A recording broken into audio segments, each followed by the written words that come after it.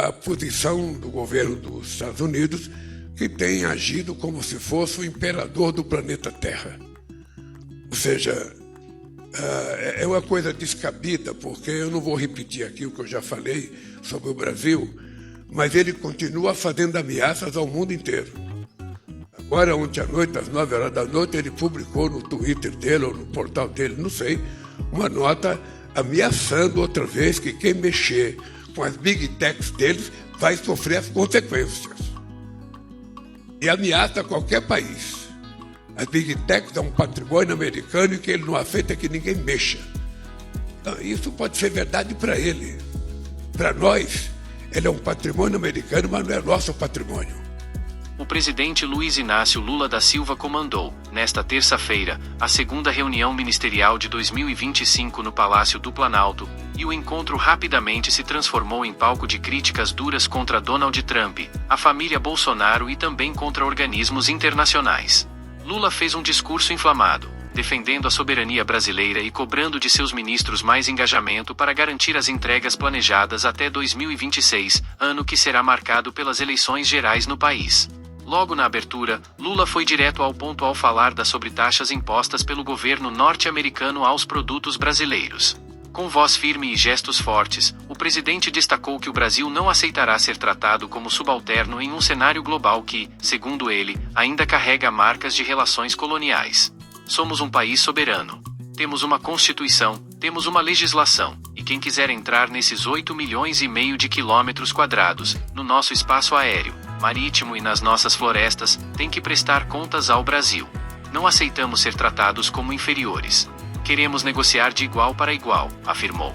A fala foi acompanhada por um gesto simbólico. Lula usava um boné azul estampado com a frase: "O Brasil é dos brasileiros".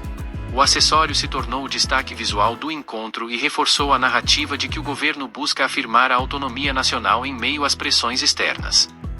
Eu quero comunicar à imprensa que esse homem aqui, aquele homem ali que é o Haddad e aquele ali que é Mauro Vieira, estão 24 horas por dia à disposição de negociar com quem quer que seja o assunto que for, sobretudo na questão comercial.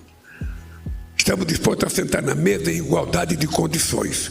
O que não estamos dispostos é sermos tratados como se fossem subalternos. Isso nós não aceitamos. De ninguém. De ninguém.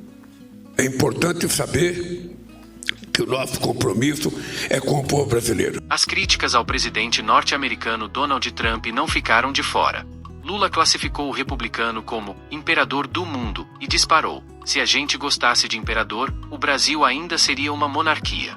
A declaração arrancou aplausos de ministros presentes e repercutiu como um recado direto à política externa norte-americana, que, segundo Lula, tenta se impor de maneira autoritária sobre países emergentes. Mas o discurso mais contundente foi reservado à família Bolsonaro, em especial ao deputado federal licenciado Eduardo Bolsonaro, que atualmente vive nos Estados Unidos. Lula acusou Eduardo de defender interesses estrangeiros em detrimento da economia brasileira, chegando a dizer que ele adotou os Estados Unidos como pátria. O presidente considerou inaceitável a postura do parlamentar e sugeriu que ele já deveria ter sido expulso da Câmara dos Deputados. Para Lula, apoiar medidas de outro país que prejudicam diretamente a população brasileira é um ato de traição política. Conheço na história desse país algum momento em que um traidor da pátria teve a disfarçatez de mudar para o país em que ele está adotando como pátria. Ele está adotando os Estados Unidos como pátria, negando a sua pátria e tentando insuflar o ódio de alguns governantes americanos contra o povo brasileiro. Isso não é aceitável e é importante que cada ministro, nas falas que fizerem daqui para frente, façam questão de retratar a soberania desse país. Nós aceitamos relações cordiais com o mundo inteiro, mas não aceitamos desaforo e ofensas, petulância de ninguém. Se a gente gostasse de imperador, a gente não tinha acabado, sabe, o império. Se a gente gostasse de imperador, o Brasil ainda seria monarquia. A gente não quer mais. A gente quer, sabe, esse país democrático e soberano, republicano, que é o que nós aprendemos a construir. Dito isso... Outro tema sensível tratado durante a reunião foi a revogação do visto estadunidense do ministro da Justiça e Segurança Pública, Ricardo Lewandowski. Lula não escondeu sua indignação e classificou a medida como uma afronta à soberania brasileira. É vergonhoso para eles, não para você, disse o presidente, dirigindo-se diretamente ao ministro. Ele acrescentou que atitudes como essa não atingem apenas Lewandowski, mas todos os representantes legítimos do Estado brasileiro, incluindo ministros da Suprema Corte e demais autoridades nacionais. Além das críticas à política externa norte-americana, Lula também voltou suas palavras à ONU, em especial ao Conselho de Segurança. Para o presidente, a inação diante da crise humanitária na faixa de Gaza é prova de que a governança global precisa ser urgentemente reformada. Ele classificou a situação na região como genocídio e defendeu mudanças estruturais na organização para que seja possível agir de forma eficaz em cenários de guerra e de violações de direitos humanos. Após o discurso político, o encontro seguiu com a exposição dos resultados do governo. Rui Costa, ministro da Casa Civil, apresentou um balanço destacando a redução histórica da pobreza e do desemprego, a ampliação de programas sociais como o Pé de Meia e o Gás do Povo, e o avanço de obras estratégicas do novo PAC. Segundo ele, o governo projeta a execução de 1,3 trilhão de reais até o final de 2026, com impacto direto em infraestrutura, transporte e inclusão social. Os números apresentados mostram ainda o aumento nos investimentos em ferrovias, expansão da energia gratuita para famílias de baixa renda, abastecimento de água em regiões críticas e recordes em obras de saneamento básico e infraestrutura urbana.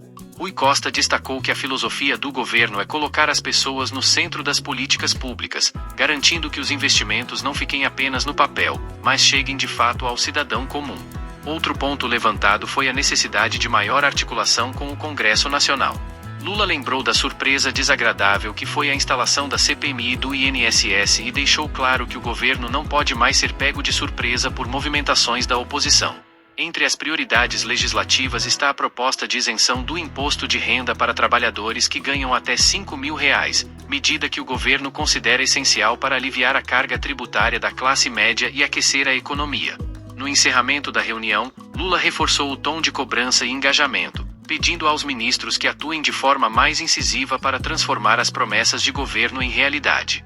Segundo ele, o Brasil precisa mostrar força não apenas no cenário interno, mas também no internacional, deixando claro que não aceitará ser colocado em posição de submissão por nenhuma potência estrangeira. O recado foi claro: o governo Lula pretende manter uma postura firme na defesa da soberania nacional, ao mesmo tempo em que busca acelerar entregas sociais e econômicas para chegar fortalecido em 2026.